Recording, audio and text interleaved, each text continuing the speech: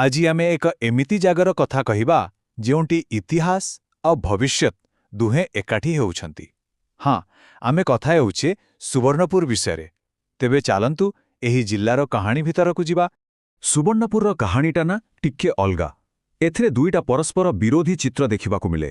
ଗୋଟେ ପଟେ ଏହା ହେଉଛି ମନ୍ଦିରମାଳିନୀ ନଗରୀ, ଯେଉଁଠି ସଂସ୍କୃତି ଆଉ ପରମ୍ପରା ଭରି ରହିଛି, ଆଉ ଅନ୍ୟପଟେ ଆର୍ଥିକ ସଂଘର୍ଷ। ଏହା ଭାରତର ସବୁଠୁ ପଛୁଆ ଜିଲ୍ଲାମାନଙ୍କ ଭିତରୁ ଗୋଟିଏ। ତେବେ ସୁବର୍ଣ୍ଣପୁରକୁ କେଉଁଥିପାଇଁ ଲୋକେ ଜାଣନ୍ତି? ମୁଖ୍ୟତଃ ଦୁଇଟା ଜିନିଷ ପାଇଁ। ଗୋଟିଏ ହେଲା ଏଠାକାର ଅନେକ ପୁରୁଣା ମନ୍ଦିର, ଆଉ ଅନ୍ୟଟି ହେଉଛି ଏହାର ବିଶ୍ୱପ୍ରସିଦ୍ଧ ହସ୍ତତନ୍ତ୍ର। ହେଲେ ସୁବର୍ଣ୍ଣପୁରକୁ ଠିକ୍ରେ ବୁଝିବାକୁ ହେଲେ ଗୋଟେ କଥା ମନେ ରଖିବାକୁ ପଡ଼ିବ। ଏଇଟା ମୁଖ୍ୟତଃ ଏକ ଗ୍ରାମୀଣ ଜିଲ୍ଲା। ଭାବିଲେ ଆଶ୍ଚର୍ଯ୍ୟ ଲାଗିବ, ଏଠାରେ ପ୍ରାୟ 92% ଲୋକ ଗାଁରେ ହିଁ ରହନ୍ତି। ଆଉ ଏଇଟା ହିଁ ଏଠାକାର ଅର୍ଥନୀତି ଆଉ ଲୋକଙ୍କ ଜୀବନଶୈଳୀକୁ ଗଢ଼ିଛି। କିନ୍ତୁ ପ୍ରଶ୍ନ ଉଠୁଛି, ଏତେ ସମୃଦ୍ଧ ସଂସ୍କୃତି ଆସିଲା କେଉଁଠୁ? ଏହାର ଚେର କେତେ ଗଭୀର? ଚାଲନ୍ତୁ ଟିକେ ଇତିହାସ ପୃଷ୍ଠା ଓଲଟେଇ ଦେଖିବା। ଦେଖନ୍ତୁ, ଏ ଅଞ୍ଚଳର ଇତିହାସ ବହୁତ ପୁରୁଣା ଆଉ ଗୌରବମୟ। କାହାଣୀ ଆରମ୍ଭ ହେଉଛି ପ୍ରାୟ 850 ଖ୍ରୀଷ୍ଟାବ୍ଦରୁ, ଯେତେବେଳେ ସୋମବଂଶୀମାନେ ଏହାକୁ ନିଜର ରାଜଧାନୀ ବନେଇଥିଲେ। ତାପରେ ଆସିଲେ ଚୌହାନ ଶାସକ।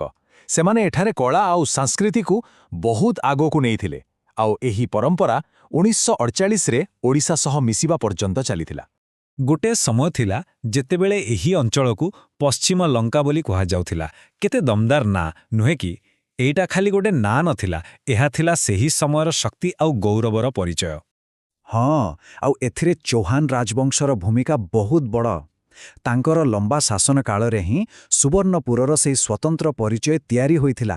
ମନ୍ଦିର ଆଉ ହସ୍ତତନ୍ତ୍ରର ପରିଚୟ, ଆଉ ତାର ପ୍ରଭାବ, ସେଟା ଆଜି ବି ଆମେ ଦେଖିପାରୁଛେ। ଚାଲନ୍ତୁ ଏବେ ଇତିହାସରୁ ବର୍ତ୍ତମାନକୁ ଫେରିବା ଏବଂ କଥା ହେବା ସେହି ଜିନିଷ ବିଷୟରେ ଯାହା ଆଜି ସୁବର୍ଣ୍ଣପୁରର ସବୁଠୁ ବଡ଼ ପରିଚୟ। ହଁ, ତାହା ହେଉଛି ଏହାର ହସ୍ତତନ୍ତ ଶିଳ୍ପ, ଯାହାକୁ ଏଠାକାର ଅର୍ଥନୀତିର ମେରୁଦଣ୍ଡ ବୋଲି କହିଲେ କିଛି ଭୁଲ ହେବ ନାହିଁ। ସୋନପୁରୀ ଶାଢ଼ୀ କିମ୍ବା କପଡ଼ା ବିଷୟରେ ଶୁଣିଥିବେ ନିଶ୍ଚୟ। ଏହାର ଖାସ୍ କଥା ହେଉଛି ବାନ୍ଧ କଳା ବା ଇକତ। ଏହା ଏକ ଏମିତି ଜଟିଳ କୌଶଳ ଯେଉଁଠି କପଡ଼ା ବୁଣିବା ଆଗରୁ ସୂତାକୁ ଡିଜାଇନ୍ ଅନୁସାରେ ରଙ୍ଗ କରାଯାଏ। ଭାବି ଦେଖନ୍ତୁ ଟିକେ, ଏହା କେବଳ କାରିଗରୀ ନୁହେଁ, ଏହା ଭିତରେ ଗଣିତ ବି ଅଛି, ଆଉ କଳା ତ ଅଛି ହିଁ ଅଛି। ଏକଦମ ଅଦ୍ଭୁତ ସମନ୍ୱୟ। ଆସନ୍ତୁ ଏହି ପ୍ରକ୍ରିୟାକୁ ଆହୁରି ସରଳ ଭାବରେ ବୁଝିବା। ମୋଟାମୋଟି 3ଟା ପର୍ଯ୍ୟାୟ। ପ୍ରଥମେ ଡିଜାଇନ୍ ଅନୁସାରେ ସୂତାକୁ ଜାଗା ଜାଗା କରି ବାନ୍ଧି ଦିଆଯାଏ। ତାପରେ ସେହି ସୂତାକୁ ରଙ୍ଗରେ ବୁଢ଼ାଯାଏ। ଯେଉଁଠି ବନ୍ଧା ହୋଇଥାଏ ସେଠି ରଙ୍ଗ ଲାଗେନି। ଆଉ ଶେଷରେ ସେହି ରଙ୍ଗୀନ ସୂତାକୁ ନେଇ କାରିଗରମାନେ ଧ୍ୟାନର ସହ ତନ୍ତରେ ବୁଣନ୍ତି। ଶୁଣିବାକୁ ସହଜ ଲାଗୁଥାଇପାରେ, କିନ୍ତୁ ଏଥିପାଇଁ ବହୁତ ଧୈର୍ଯ୍ୟ ଆଉ କୌଶଳ ଦରକାର। ଆଉ ଏହି ପରମ୍ପରାକୁ ବଞ୍ଚେଇ ରଖିଛନ୍ତି କିଏ? ପ୍ରାୟ 14,000 ପରିବାର। ହଁ, ଠିକ୍ ଶୁଣିଲେ, 14,000 ବୁଣାକାର ପରିବାର ଆଜି ବି ଏହି କାମରେ ଲାଗିଛନ୍ତି। ଏଥିରୁ ହିଁ ଜଣାପଡ଼ୁଛି, ଏହା କେବଳ ଗୋଟେ ଶିଳ୍ପ ନୁହେଁ, ଏହା ହେଉଛି ହଜାର ହଜାର ଲୋକଙ୍କ ଜୀବନ ଆଉ ଜୀବିକା। କିନ୍ତୁ ଏହି ସୁନ୍ଦର କଳା ପଛରେ ଗୋଟେ ଦୁଃଖଦ ସତ ବି ଅଛି। ଏତେ ପରିଶ୍ରମ, ଏତେ କୌଶଳ ପରେ ବି ଜଣେ ବୁଣାକାର ପରିବାରର ହାରାହାରି ମାସିକ ଆୟ କେତେ? ମାତ୍ର 15,218 ଟଙ୍କା। ଏବେ ଭାବନ୍ତୁ, ଏତିକି ଆୟରେ ଗୋଟେ ପରିବାର ଚଳେଇବା ଆଉ ଏତେ ବଡ଼ ପରମ୍ପରାକୁ ଆଗକୁ ନେବା କେତେ ଯେ କଷ୍ଟକର ହେଉଥିବ।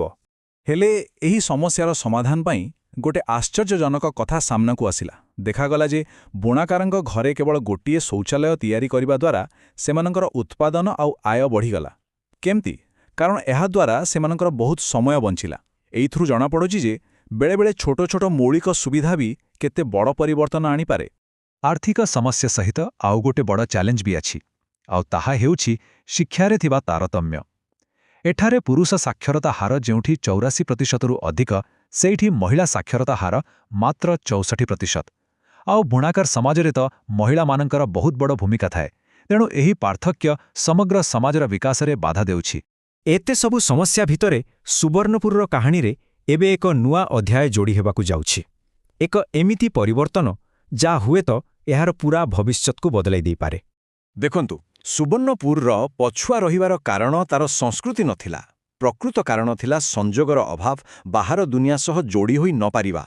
ଏହି ଭୌଗୋଳିକ ବିଚ୍ଛିନ୍ନତା ହିଁ ଏହାର ବିକାଶ ରାସ୍ତାରେ ସବୁଠୁ ବଡ଼ କଣ୍ଟା ହୋଇ ରହିଥିଲା।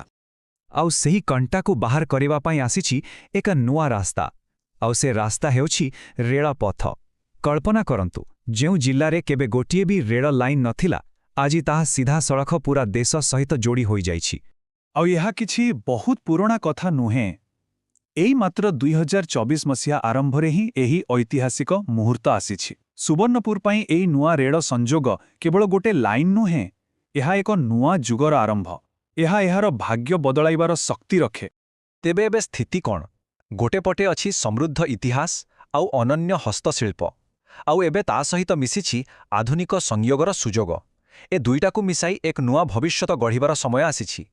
ଆଉ ଏହି ନୂଆ ସଂଯୋଗ କେଉଁ କେଉଁ ସୁଯୋଗର ଦ୍ୱାର ଖୋଲୁଛି ଦେଖନ୍ତୁ।